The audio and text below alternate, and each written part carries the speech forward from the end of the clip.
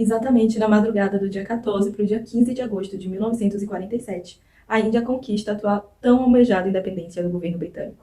Sim, o governo inglês decidiu abrir mão do domínio que tinha em relação à Índia. E a partir daí, a Índia é dividida em duas repúblicas, conhecidas atualmente como Índia e Paquistão. E talvez eles não estivessem esperando naquele momento é que essa divisão seria de uma maneira tão brutal e dolorosa. Para quem não sabe, a República Índia e Paquistão é dividida principalmente por questões religiosas, onde a Índia é composta, em sua maioria, por hindus e o Paquistão por muçulmanos. E falando assim, não parece tão grave quanto realmente foi, porque mais de 14 milhões de pessoas morreram tentando atravessar a fronteira. Ou seja, quando foi anunciado que precisaria ser feito esse esvaziamento dos muçulmanos para o Paquistão, eles tiveram que sair às pressas. E muitos não tiveram tempo de chegar até lá porque morreram no meio do caminho, foram assassinados. E o que é mais louco é que até esse momento eles viviam em um certo tipo de comunhão, né? Como uma sociedade normal. E a partir do momento que eles conseguem sua tão sonhada liberdade, o país acaba entrando em guerra.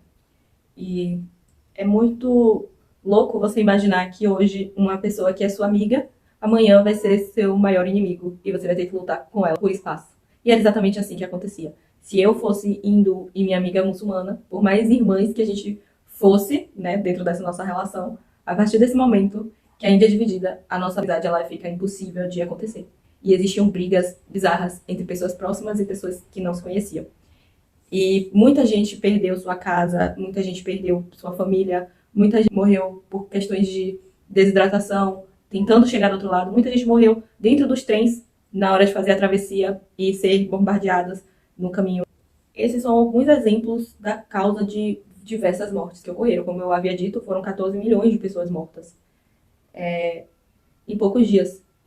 E é muito bizarro você pensar que tudo isso é apenas por intolerância religiosa. Que ao mesmo tempo que é bizarro pensar, tipo, no sentido de que é distante, é algo tão próximo a nós, porque é algo que a gente vê acontecendo aqui no Brasil, né? Quando as pessoas elas morrem por questões religiosas e matam por questões religiosas, como se todos nós fôssemos obrigados a acreditar na mesma coisa. E quando a religião passa para um ponto doentio, que eu gostaria, né, eu acho que eu posso dizer que quando se chega nesse nível, ela é doentia, eu acho que tem algo errado aí. Porque tira de nós a nossa liberdade de pensar quanto indivíduo, a nossa liberdade de se expressar, tira o nosso direito de ser. E é muito louco quantos pensamentos e questionamentos o Diário de Nietzsche traz, que é o livro que eu quis compartilhar aqui hoje. Nietzsche é uma menina de 12 anos, filha de mãe hindu e pai muçulmano, e ela está vivendo justamente na Índia quando tudo isso acontece. Ela perdeu sua mãe quando ela era mais nova, então ela é criada apenas pelo pai, e de repente ela se vê tendo que largar sua casa, o seu país, sua vida, para ir para outro lugar, né, que seria o Paquistão, para o outro lado da fronteira. E uma das coisas que ela mais se questiona é quem ela é nesse meio todo, porque ela é filha de uma mãe hindu e um pai muçulmano. Então qual que é a religião dela nesse meio termo? Depois ela começa a se questionar por que as pessoas elas estão brigando por questões religiosas.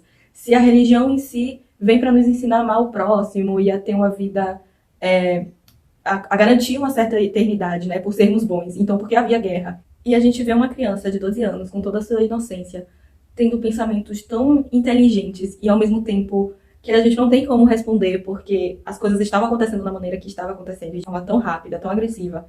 É muito doído. Ela recebe esse diário de presente do cozinheiro da casa, que já estava percebendo a movimentação, já sabia mais ou menos o que iria acontecer. E ele dá esse diário a ela com o intuito de que ela escrevesse, que ela fosse viver durante os próximos dias, justamente para ter um registro histórico daquele momento. Então ela começa a escrever aquele diário como carta para sua mãe, que já havia falecido. E uma das coisas que mais me encantou nesse livro é o fato de que a gente tem os personagens tão bem descritos e que isso constrói uma relação com cada um deles muito forte. Então a gente se sente próximo de cada um deles.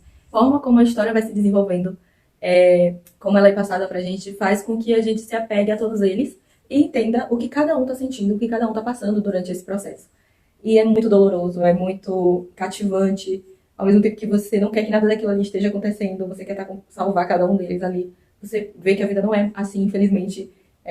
Essas guerras, elas acontecem e acontecem até hoje, seja por questões religiosas, políticas, enfim, existem diversos motivos. E elas continuam acontecendo e pessoas continuam perdendo sua casa, pessoas continuam perdendo a sua dignidade, perdendo a sua paz, e mais que isso, pessoas que perdem a sua verdade. Né? Quando a gente perde aquilo que a gente acredita, a gente perde tudo. Então é muito dolorido você acompanhar de forma tão próxima esses relatos, né? Enfim. É um livro, assim, muito bom.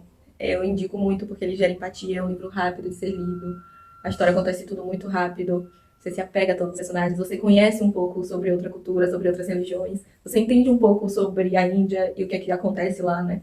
Apesar de ser um livro de ficção, ele é baseado na história real, que foi do pai da autora. Ela viveu coisas muito similares a Nietzsche, e a autora fez esse livro mais como uma homenagem, uma forma de eternizar a história do seu pai. Enfim, vale muito dar chance. Eu amo livros assim históricos e baseados em coisas que realmente aconteceram. Eu acho que ele tem um grande poder de nos edificar, assim. Depois de eu ter usado essa palavra, eu acho melhor ficar por aqui. Então, até um próximo vídeo. Eu espero que vocês tenham sentido um pouquinho de curiosidade que seja em relação a esse livro e que vocês deem uma chance, né? E é isso, até mais.